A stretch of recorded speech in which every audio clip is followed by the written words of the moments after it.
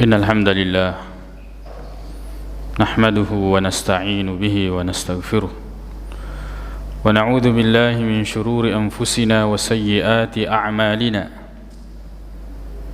من يهده الله فلا مضل له ومن يضلل فلا هادي له أشهد أن لا إله إلا الله وحده لا شريك له وأشهد أن محمدا عبده ورسوله صلى الله عليه وعلى آله وأصحابه وسلم تسليما كثيرا يا أيها الذين آمنوا اتقوا الله حق تقاته ولا تموتن إلا وأنتم مسلمون أما بعد فإن أصدق الحديث كتاب الله وخير الهدي هدي محمد صلى الله عليه وسلم وشر الأمور محدثاتها فإن كل محدثة بدعة وكل بدعة ضلالة أما بعد. Kaum muslimin jamaah Jumat yang semoga dirahmati oleh Allah Subhanahu wa taala.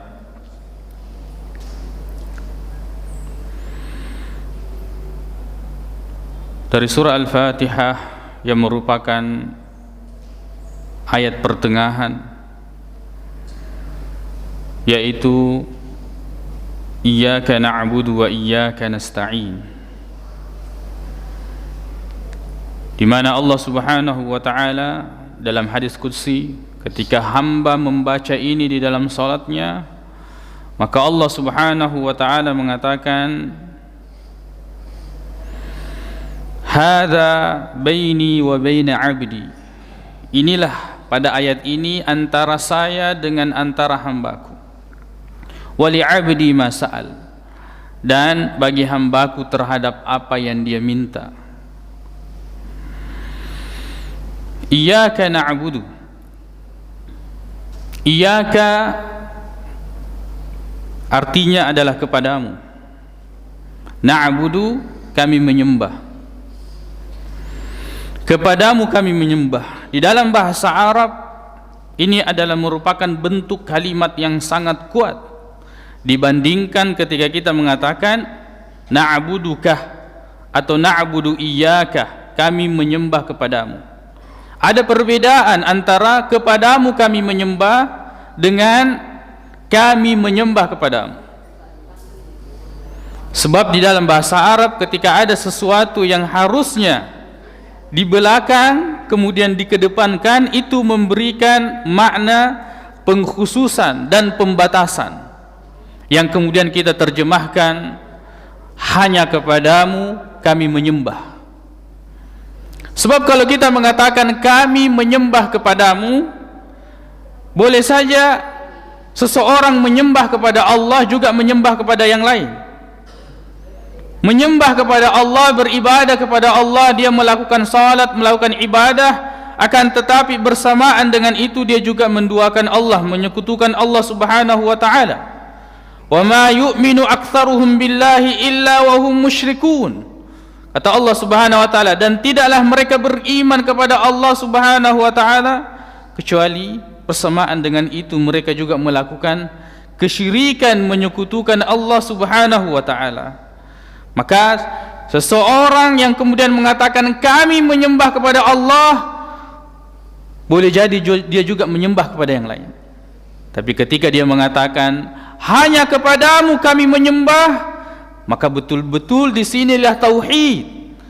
Tidak ada penyembahan kecuali hanya kepada Allah Subhanahu wa taala. Iyyaka na'budu, hanya kepadamu kami menyembah. Ibadah adalah tujuan penciptaan. Kita diciptakan di muka bumi ini tidak ada tujuan kecuali hanya untuk beribadah kepada Allah Subhanahu wa taala. Allah Subhanahu wa taala berfirman, "Wa ma khalaqtul jinna wal insa illa liya'budun." Tidaklah aku menciptakan, kata Allah Subhanahu wa taala, jin dan manusia kecuali hanya untuk beribadah kepadaku. Tujuan penciptaan adalah ibadah. Maka kita yang sebagai makhluk, kemana kita selama ini? Kita yang diciptakan oleh Allah Subhanahu wa taala akan tetapi kemudian kita tidak beribadah kepada Allah Subhanahu wa taala. Allah berikan semuanya. Allah berikan kepada kita akal pikiran. Allah memberikan kepada kita kekuatan. Allah memberikan kepada kita kelengkapan jiwa dan raga. Allah Subhanahu wa taala memberikan kita fasilitas hidup. Allah memberi makan, Allah memberi minum, Allah memberi tempat tinggal kepada kita, Allah memberi pasangan, Allah memberikan keturunan. Lalu kemudian kita tidak beribadah kepada Allah Subhanahu wa taala, maka sesungguhnya kita telah lupa terhadap tujuan penciptaan itu. Iyyaka na'budu, hanya kepadamu ya Allah kami beribadah, kami menyembah. Berkata Syekhul Islam Ibn Taimiyah rahimahullahu ta'ala, bahwa yang dimaksud ibadah adalah kullus min jami'in, segala sesuatu yang yuhibbuhu Allah ta'ala wa yardahu, yang dicintai oleh Allah dan diridai oleh Allah, minal aqwali wal a'mal, daripada perkataan ataupun perbuatan, az-zahirati wal batina, baik yang nampak maupun yang tidak nampak. Inilah yang dimaksud ibadah. Segala sesuatu yang dicintai oleh Allah, segala sesuatu yang diridai oleh Allah, baik itu perkataan maupun perbuatan, baik itu perkataan yang ada di dalam hati berupa zikir mengingat Allah Subhanahu wa taala, ataupun itu berupa ucapan yang diucapkan oleh lisan kita, mengucapkan la ilaha illallah, mengucapkan subhanallah, alhamdulillah, Allahu akbar, ataupun kemudian amalan zahir seperti salat. Ini yang dimaksud ibadah. Ibadah itu harus dicintai oleh Allah. Ibadah itu harus diridai oleh Allah Subhanahu wa taala. Maka tidak boleh kemudian orang sembarang melakukan amalan-amalan, baik itu berupa ucapan zikir ataupun itu berupa ibadah pelaksanaan, kecuali harus ada tuntunannya. Kita beribadah mengharapkan apa? Kita mengharapkan pahala dari Allah Subhanahu wa taala. Lihat ibadah kita, lihat amalan-amalan kita. Karena kita berharap pahala dari Allah Subhanahu wa taala, maka tentu ibadah ini harus sesuai dengan tuntunan, harus sesuai dengan petunjuk. Apakah kita menyangka bahwa kemudian Allah menurunkan Al-Quran untuk kemudian menjadi pedoman ibadah, lalu kemudian kita menggunakan akal dan perasaan semata? Terus apa guna Al-Quran? Kemudian apa gunanya Allah Subhanahu wa taala mengutus Rasulullah sallallahu alaihi wasallam? Lalu kemudian ternyata kita dengan bebas dan semaunya, dengan anggapan bahwa ini baik, bahwa ini lafaznya Arab, bahwa ini tujuannya baik, akan tetapi itu tidak pernah dicontohkan oleh Nabi sallallahu alaihi wasallam. Kita orang Bugis ketika berbicara lalu kemudian ditanggapi pembicaraan itu dengan kata iye, kita merasa dihormati dan dihargai. Sebaliknya kalau dikatakan iyo, itu adalah kasar, bahkan tidak sopan. Tapi kalau kita pergi di tempat yang lain, di Flores misalnya, iyo di sana, itulah kata yang sopan diucapkan. Bagaimana dengan ibadah persembahan, zikir, ucapan yang kita katakan bahwa itu baik, tapi tidak ada tuntunannya? Apakah kita menyangka bahwa kita lebih mengetahui Allah Subhanahu wa taala daripada Allah yang telah mensyariatkan kepada kita syariat-syariat dan ibadah-ibadah? Kita tidak bisa dan tidak boleh merasa bahwa ini baik di dalam syariat, di dalam agama, akan tetapi tidak ada petunjuknya. Urusan dunia silahkan berkreasi, urusan dunia silahkan membuat ini dan membuat itu, urusan dunia silahkan merubah ini dan merubah itu. Ingin membangun rumah tegak atau miring, ingin membuat jendela modelnya segi 4, segi 3 atau selainnya, ingin kemudian membuat kendaraan ini dan itu, urusan dunia silahkan lakukan. Tapi urusan akhirat, urusan agama, urusan ibadah, kita tidak ada ikut campur. Kita tidak boleh merubah, kita tidak boleh mengadakan, kita tidak boleh menambah, dan kita tidak boleh mengurangi. Ibadah adalah melaksanakan seperti apa yang dituntunkan di dalam Al-Quran, begitu pula di dalam hadis-hadis Nabi sallallahu alaihi wasallam. Kaum muslimin jamaah Jumat yang semoga dirahmati oleh Allah Subhanahu wa taala, tujuan penciptaan adalah ibadah. Iyyaka na'budu, ya Allah, hanya kepadamu kami menyembah. Abdullah bin Abbas radhiyallahu anhu ketika menafsirkan ayat ini, beliau mengatakan, nuwahhidu, iyyaka nuwahhidu, hanya kepadamu kami mentauhidkanmu ya Allah. Wa nakhafu wa narju, lalu kemudian hanya kepadamu kami takut dan hanya kepadamu kami berharap. Ya Rabbana la ghairak, wahai Rabb Tuhan kami, tidak ada selainmu. Ini perkataan Abdullah bin Abbas, bahwa yang dimaksud ibadah adalah tauhid. Maka dengan tegas beliau mengatakan, qala Ibnu Abbas, kullu ma warada fil Qur'an, semua apa yang ada di dalam Al-Quran minal ibadah berupa lafaz ibadah, fa ma'naha tauhid, maka maknanya adalah tauhid. Maka semua ibadah yang kita lakukan bukan karena Allah, maka itu hanyalah penampakan atau gambar ibadah, akan tetapi bukanlah ibadah di sisi Allah Subhanahu wa ta'ala. Abdullah bin Abbas radhiyallahu anhu menyebutkan dalam tafsirnya ini 3 rukun ibadah. Yang pertama, atau menyebutkan sebagian rukun ibadah. Yang pertama sebenarnya daripada rukun ibadah adalah al-mahabbah, cinta. Kemudian yang kedua adalah pengharapan. Kemudian yang ketiga adalah takut. Cinta, harap, dan takut. Ini adalah rukunnya ibadah. Seseorang yang tidak mau beribadah kepada Allah, dan Allah hanya ingin dia yang kita sembah, maka kemudian seseorang yang tidak menjalankan ibadah, mesti kemudian dia merasakan ujian yang begitu berat atau siksaan penderitaan di dunia. Sebab seseorang diuji tidak akan keluar dari 3 hal. Diuji karena kecintaannya terhadap sesuatu, diuji karena pengharapannya terhadap sesuatu, diuji karena rasa takutnya terhadap sesuatu. Manusia hanya akan berputar pada 3 ujian ini. Seseorang yang sangat mencintai sesuatu, maka di situ akan diletakkan ujiannya. Mencintai anaknya, lalu kemudian dia diuji dengan anaknya. Sangat mencintai hartanya, lalu kemudian dia diuji dengan harta tersebut. Sangat mencintai jabatannya, lalu kemudian dia diuji dengan jabatan. Sangat berharap, dia akan diuji dengan harapan tersebut. Dia akan merasakan kekecewaan karena terlalu berharap. Kemudian yang ketiga adalah takut, diuji dengan rasa takut.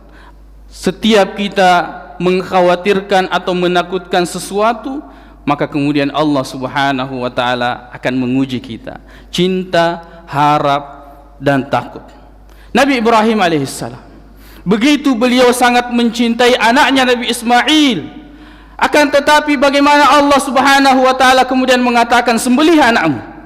Allah tidak ingin ada yang cinta itu lebih besar di dalam dada diri seseorang melebihi cintanya kepada Allah Subhanahu wa ta'ala. Anaknya baru lahir, begitu cinta dia terhadap istri dan anaknya, akan tetapi Allah mengatakan bawa dia di suatu tempat yang tandus, tidak ada makanan, tidak ada minuman, tinggalkan anak dan istrimu di situ. Allah ingin memenggal cinta itu dari Nabi Ibrahim, menjalankan perintah Allah dan membesarkan cintanya hanya kepada Allah Subhanahu wa ta'ala. Orang yang tidak mau beribadah, yang dimana rukun ibadah ini adalah cinta, harap, dan takut, maka kemudian hidupnya akan disiksa dan akan menderita. Disiksa dengan kecintaan, disiksa dengan penderitaan, disiksa dengan ketakutan atau kekhawatiran. Sebab orang yang beribadah, yang mengetahui hakikat ibadah dan rukun ibadah, maka dia mencintai sesuatu, akan tetapi tetap Allah yang lebih dia cintai. Dia mengharapkan sesuatu, akan tetapi tetap pengharapannya lebih besar dari segala sesuatu. Dia takut terhadap sesuatu, akan tetapi takutnya kepada Allah Subhanahu wa taala lebih besar dari ketakutannya dari segala sesuatu. Iyyaka na'budu, hanya kepadamu kami menyembah ya Allah, tidak ada yang kita sembah kecuali Allah Subhanahu wa taala. Aqulu qauli hadza wa astaghfirullah li wa lakum.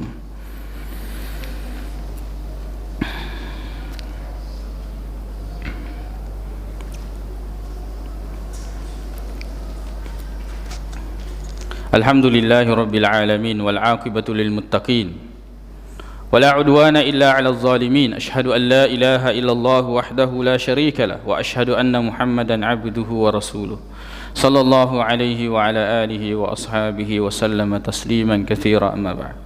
Kaum muslimin jamaah Jumat yang semoga dirahmati oleh Allah Subhanahu wa taala. Iyyaka na'budu, hanya kepadamu kami beribadah. Allah Subhanahu wa taala berfirman, "Qul inna salati wa nusuki wa mahyaya wa mamati lillahi rabbil alamin."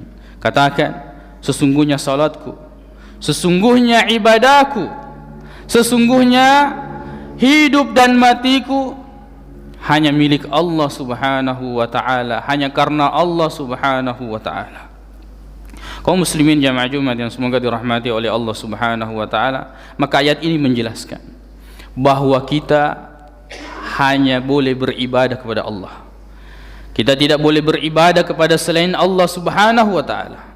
Kemudian ayat ini juga menjelaskan bahwa kita beribadah kepada Allah dan hanya boleh sesuai dengan petunjuk Allah dan Rasulullah sallallahu alaihi wasallam. Ibadah atau amalan apapun yang tidak sesuai dengan petunjuk pasti ditolak. Man ahdatsa fi amrina hadza ma laysa minhu fahuwa rad. Bahwa siapa yang membuat-buat ajaran agama, amalan-amalan atau zikir-zikir apapun, maka itu pasti tertolak. Man amila amalan laysa alaihi amruna fahuwa rad. Siapa yang melakukan sebuah amal yang tidak termasuk dalam urusan agama, tidak pernah disampaikan oleh Nabi sallallahu alaihi wasallam, pasti tertolak. Maka perhatikan baik-baik sebelum beribadah. Sebab yang kita ingin sembah adalah Allah, bukan hawa nafsu kita. Bagaimanapun kemudian kita menganggap itu baik, kalau tidak ada syariatnya jangan lakukan. Kalau dunia silahkan, tapi kalau agama jangan lakukan. Sebab Allah hanya ingin disembah dengan caranya. Allah hanya ingin disembah dengan tuntunannya. Ada Al-Quran, ada hadis. Lantas kenapa kemudian kita mengikuti akal? Lantas kemudian kita mengikuti perasaan? Lantas kemudian kita menganggap ini baik dan itu baik, lalu kemudian kita lakukan, kita katakan bahwa Allah pasti cinta ini? Belum tentu. Betapa banyak sesuatu yang kita anggap itu baik terhadap orang lain, dan kita lakukan itu pada orang lain, kemudian orang lain merasa tersinggung dan tidak suka atau tidak ingin kita memperlakukannya seperti itu. Ini manusia yang kita lihat. Bagaimana dengan Allah Subhanahu wa taala yang tidak sedikit pun informasi yang kita ketahui kecuali Allah lah yang kemudian mengabarkan tentang dirinya dan tentang syariat-syariat, begitu pula ibadah-ibadah, bahwa Allah hanya ingin disembah dengan cara itu. Maka ujian kita sekarang ini, bagaimana kemudian kita hanya beribadah kepada Allah dan dengan sesuai dengan petunjuk Allah Subhanahu wa taala dan Rasulullah sallallahu alaihi wasallam. Di akhirat, kalau ada sesuatu yang kita tidak lakukan, kita mungkin bisa jawab bahwa saya tidak tahu ya Allah, maka saya tidak melakukannya. Atau saya mungkin lalai ya Allah, lalu kemudian saya tidak melakukannya. Tapi yang kemudian banyak melakukan amalan-amalan, zikir-zikir, ibadah-ibadah dengan caranya tidak ada dalilnya dari Al-Quran dan hadis-hadis Nabi sallallahu alaihi wasallam, dan mereka menganggap itu adalah ibadah dan mereka mengharap pahala dari situ. Siapkan jawabannya, sebab Allah Subhanahu wa taala akan bertanya, kenapa engkau melakukan itu? Kenapa engkau berzikir dengan cara yang seperti ini? Kenapa engkau beribadah dengan cara yang seperti ini? Apakah ada dalil dari Al-Quran yang saya turunkan? Ataukah ada daripada hadis Nabi sallallahu alaihi wasallam, utusanku, yang pernah dia sampaikan? Sebab beragama hanya dua sumbernya. Kalau bukan Al-Quran, yaitu hadis Nabi sallallahu alaihi wasallam. Semua perkataan manusia pasti tertolak, bisa diterima bisa tidak, kecuali perkataan Nabi sallallahu alaihi wasallam. Mudah-mudahan kita bisa istiqamah, biar sedikit, yang penting itu emas, daripada banyak tapi itu hanyalah pasir walaupun sebesar gunung. Sebab yang bernilai apa yang sesuai dengan petunjuk Al-Quran dan hadis-hadis Nabi sallallahu alaihi wasallam. Semoga kita diberikan taufik, hidayah, inayah, kekuatan, istiqamah di atas jalan yang benar, di atas petunjuk Al-Quran dan hadis-hadis yang sahih dari Nabi sallallahu alaihi wasallam. Allahumma ighfir lana dhunubana wa israfana fi amrina wa thabbit aqdamana wansurna 'alal qawmil kafirin. Allahumma ighfir lil muslimina wal muslimat والمؤمنين والمؤمنات الأحياء منهم والأموات إنك سميع قريب مجيب الدعوات ويا قاضي الحاجات. اللهم إنا نسألك الهدى والتقى والعفاف والغنى. اللهم أرنا الحق حقا وارزقنا اتباعه وأرنا الباطل باطلا وارزقنا اجتنابه. ربنا آتنا في الدنيا حسنة في الآخرة حسنة وقنا عذاب النار. أقول قولي هذا وأستغفر الله لي ولكم وآخر دعوانا أن الحمد لله رب العالمين وأقيموا الصلاة. Bismillahirrahmanirrahim. Hanya kepada Allah Subhanahu wa taala, dan jangan kalian melakukan kesyirikan.